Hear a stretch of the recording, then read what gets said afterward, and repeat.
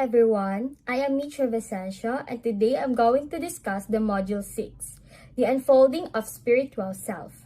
So before we proceed, I would like to discuss first the learning objectives of this topic. First, explain the nature of spirituality and religiosity and how it is manifested in daily life. Second, compare and contrast spirituality and religiosity. And third, evaluate their own level of spirituality and religiosity. So this module focuses on the spiritual dimension of the self.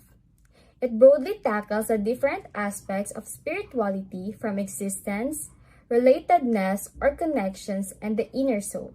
So the inner soul. These sections discusses the nature of spirituality, how different from religiosity, the factors that shape one's spirituality, and its impact on oneself. Spirituality. The concept of the whole person refers to human beings having physical, psychological, and spiritual aspects. While physical and psychological domains have been extensively studied, spirituality remains elusive in having a standard definition. Spirituality encompasses seeking and expressing meaning beyond the physical realities of life, creating and sustaining relationships with others, nature, and the higher being, and embracing the sacred and transcendent. Spirituality is acquired through personal, social, and environmental factors present throughout one's lifetime and is related to religiosity, which is a formal attachment to the set of beliefs, values, and practices of a particular religious section. Spirituality is individual, while religiosity is communal. So what do these definitions have in common with regard to spirituality? First, spirituality talks about meaning and purpose that go beyond the physical realities of life. Going through development, people are inevitably programmed to make realizations about life, and those insights are not always about observable phenomena or environmental experiences. A second aspect of spirituality is focused on a person's connection to different aspects of his or her existence. And third, spirituality talks about the sacred and transcendent. It is a general belief that in this vast universe, there is a force higher than the self. So what does spirituality brings to one's life? For many people, the search for sacredness and transcendence can bring positive consequences to life. It has been associated with positive physical and mental health and well-being. A physical person finds contentment and serenity in his or her life circumstances. He or she finds anchor in whatever he or she believes in and aligns his or her thoughts, words, and actions to his or her spiritual beliefs. He or she engages in activities that boost his or her self-respect and actualization. Spiritual well-being entails wisdom, self-transcendence, acceptance of life, and meaningful existence. It increases self-esteem, enhances interpersonal relationships through the establishment of trust, and encourages people to engage the positive, meaningful behavior. Through spirituality, questions such as, am I a good person? Or how can I live my life to the fullest? Are answered.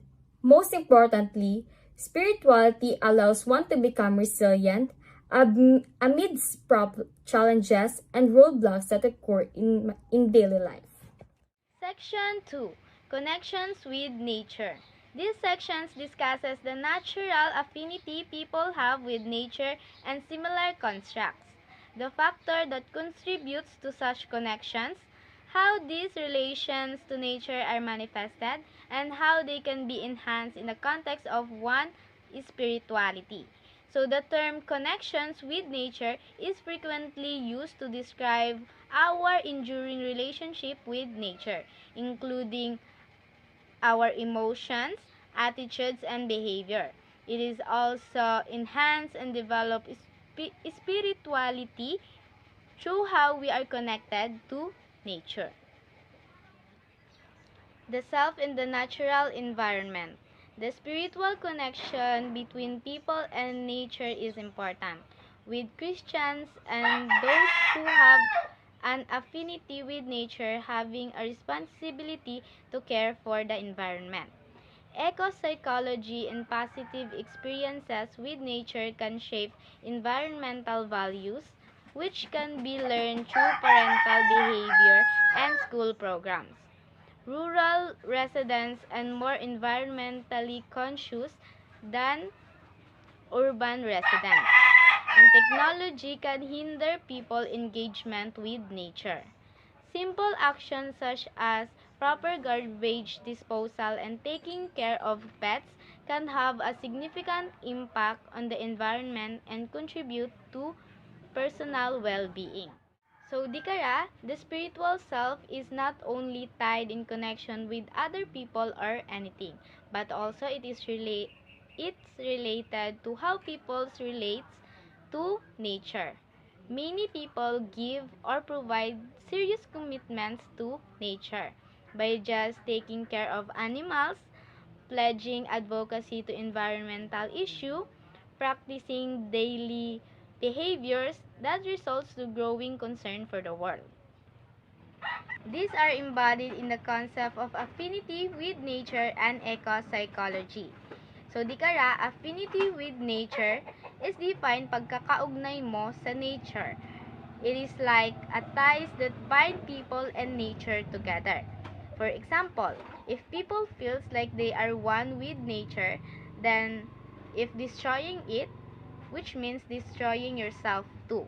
It is like the nature is part of their identity, or rather, the love for nature.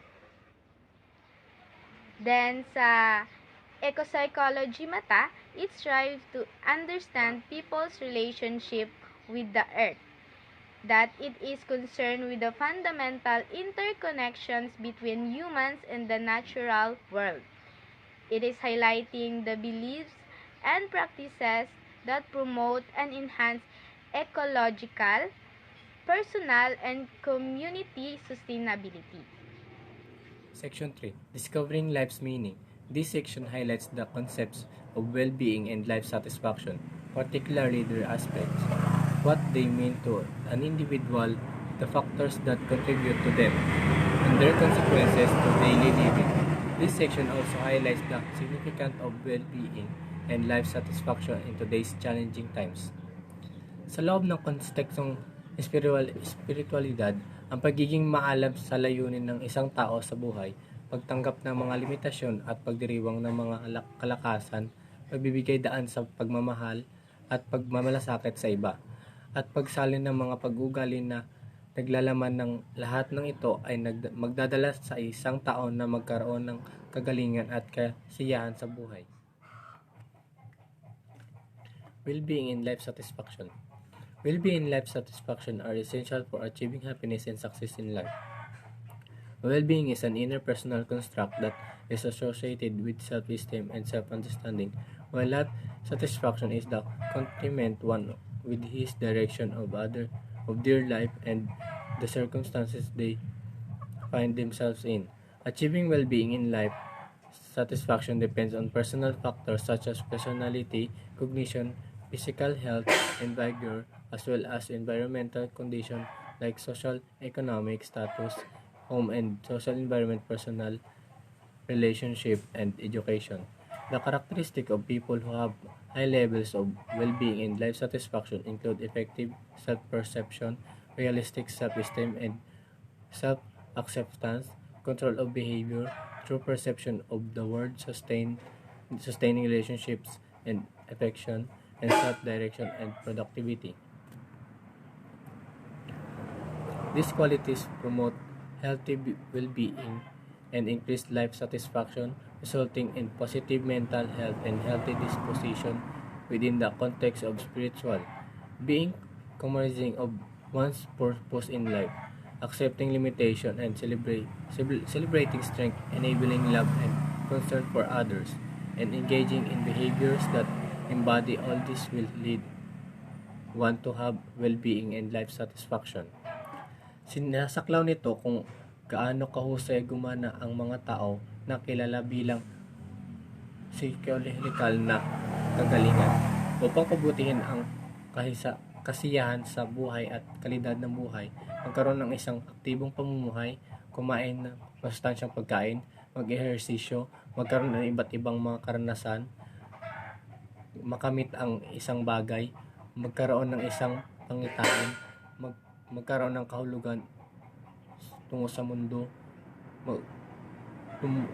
matulog, mag-alaga ng mga relasyon na sa lipunan, magtuto ng malusog na diskarte sa pagharap, ipakita ang sarili, magmahal, magpahayag, and magpasalamat sa pahalaga ng kagandahan, panatili at balanse, magnilay at magulong ang iyong panloob na dialogo.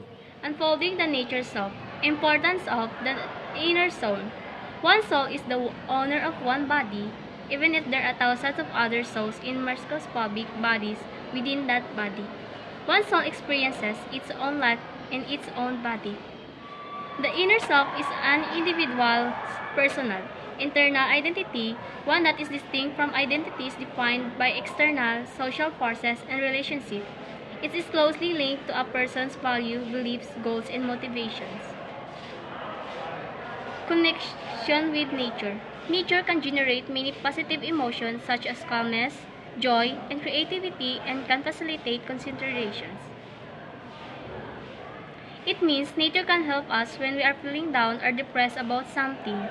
Nature can keep us calm or joy by watching some trees or plants. Discovering life's meaning provides a purpose for our lives. It furnishes values or standards by which to judge our actions. It gives us a sense of control over the events in our life. Lastly, it provides us with self-worth. Discovering life is by discovering our weaknesses, discovering our likes or dislikes, and discovering how to build ourselves. Discovering is discovering your wants to be in the future. Discovering your bad habits so you can take an action how you can improve it. Hi, I am John Hilpador from BSHM 1C, and I'm going to discuss the summary of the topic. Firstly, it leads to discovering and embracing one's true identity, resulting in authenticity and self-awareness. This promotes a greater sense of purpose and direction in life. Secondly, it leads to improved mental and emotional well-being by elevating negative emotions and promoting a positive outlook. Thirdly, it fosters creativity and innovation by tapping into unique perspectives and talents. And lastly, it leads to more fulfilling relationships by attracting and forming connections with people who appreciate and accept the individual for who they are. So in overall summary, unfolding the natural self leads to personal growth, well-being, creativity, and meaningful relationships, allowing individuals to live an authentic and fulfilling life.